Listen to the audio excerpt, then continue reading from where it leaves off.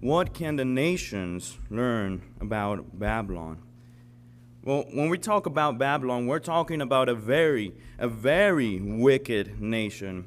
Her leaders were so wicked that even after Nebuchadnezzar, no other ruler ruled for more than 20 years. Nabonidus and Belshazzar reigned 16 years, and that was the end of the Babylonian Empire. So we see that Babylon and its nature is just really wicked, but yet we can learn some positive things about Babylon. And this morning we're going to be learning about three different things, good things that we can learn about Babylon, what nations can learn about Babylon. Number one, nations can learn that they are appointed by God, Romans 13:1. Nations are also used of God, and we read that in Habakkuk. And then nations need God, 1 Peter 5:13. To begin this morning, nations are appointed by God. Governments need to be obeyed. Now, I know that it is the case that sometimes we do not like the decisions that governments make. However, we must submit to the laws of the land as long as they are according to God's will. Romans 13:1, let every soul be subject to the higher powers because they are ordained or ordered by God. Daniel 4:17 teaches us that the Most High ruleth in these nations, and he gives the power to whomsoever he will. This leads us to the conclusion that obeying government, that obeying the nation in which we live, is obeying God himself. This is not the only time where we see this kind of power being delegated. For example, there was this one time where my little brother, he came to me and he says, hey, Dad's calling you. Now, for a few weeks now, he's been building this up. He's like, hey, Dad's calling you. And I would go to my dad and like, did you call me? He's like, no. And so there was this one time, and he goes, hey, Dad's calling you. And I'm like, that's not true. 5 minutes later, my dad searches for me. He says, why didn't you come? And I'm like, well, I didn't know. Found out real quick that whenever my dad gives authority to my brother to call me, that I have to go, because ultimately it is my dad's authority, the one that's calling me. It is the same thing with nations. Just as a father's command through a means is still a father's command, so is the father's command through a means still the father's command. When God appoints a nation, that nation has God's authority, and we must obey it. Another thing, governments need to be respected. We need to, as we've seen, be subject. Every soul, every man, every citizen of that nation needs to respect the government, because it's likewise as it is a commandment to be subjected to those nations, to that government needs to be respected, because it is like respecting God. We see in Daniel 4:24 that he calls Nebuchadnezzar, who was a wicked king, in all honesty. He says, my Lord, the king, showing respect to even that wicked king. Now, brethren and friends, it happens way too often that we speak bad about these governments around the world whenever they have been appointed by God. Which leads us to our second point. Nations are used of God. And that's something that we read in Habakkuk. Habakkuk could not understand in chapter 1 how God could use a wicked nation to punish his people.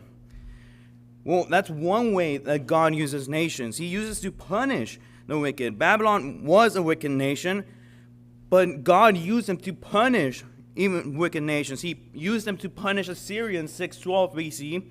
He used them to punish Tyre in somewhere around 573 BC. And he also used them to punish Judah in 586 BC. And God does this providentially. We see that he doesn't control the strings as he does to a puppet, but more providentially. But not only does God use the nations to punish the wicked, but he also uses the nations to reward the righteous. Going back to Daniel again, we see that Daniel and his friends were righteous people living in a wicked nation. In Daniel chapter 1, Daniel and his friends, they set upon their hearts to be faithful unto God. And then we see the rewards being gathered in Daniel 2 whenever he goes up to the king and interprets the dream. And he is blessed because of that. In Daniel chapter 3, the friends remained faithful and instead of bowing down to an idol, and they were greatly blessed because of it. How does this apply to us? Brethren, there might become a time where the United States of America will no longer be the world power today. And it could be because of the wickedness that has grown in this nation, so much that it fills God's cup of wrath. But let's remember that whenever we are just, whenever we are righteous in a nation where wickedness thrives, we can still be blessed by God. And then number 3, nations need God. If you go with me to 1 Peter chapter 5, Peter is wrapping up his epistle, and he says something that's very interesting here in 1 Peter 5:13. It says, "The church that is at Babylon, elected together with you, saluteth you, and so doth Marcus, my son." The church that is at Babylon, those who are elected together with those to whom Peter is writing, those men are Christians. This is most likely talking about the area around the Euphrates, so that where the nation of Babylon once stood. These people's ancestors were wicked, but these men were not. One's ancestors do not define or do not affect one's salvation.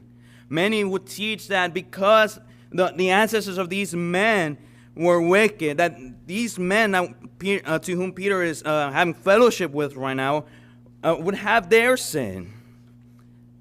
But that is not the case. Because Ezekiel 18:20 teaches us that the sin that sins, it shall die. The Father will not bear the iniquity of the Son, nor the Son bear the iniquity of the Father. These men in Babylon, in the time of Peter, were taught the gospel, and they obeyed it. And that's what affected their salvation. The gospel.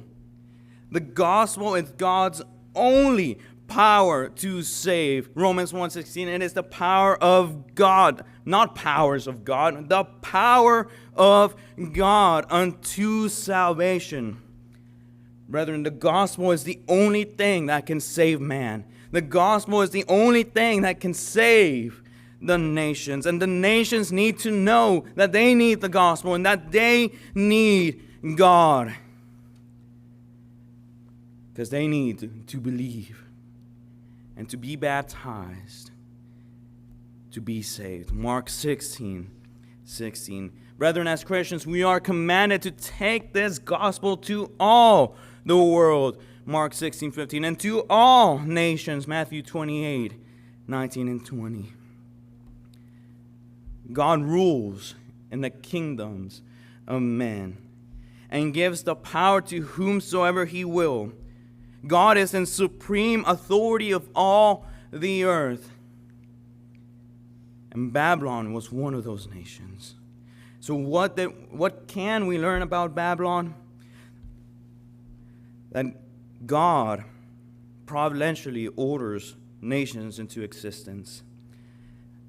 That providentially God uses the nations in whatever manner he pleases. And it allows the nations, he allows the nations to seek him by the gospel. Let us go out and teach the gospel to all nations. Thank you for your time.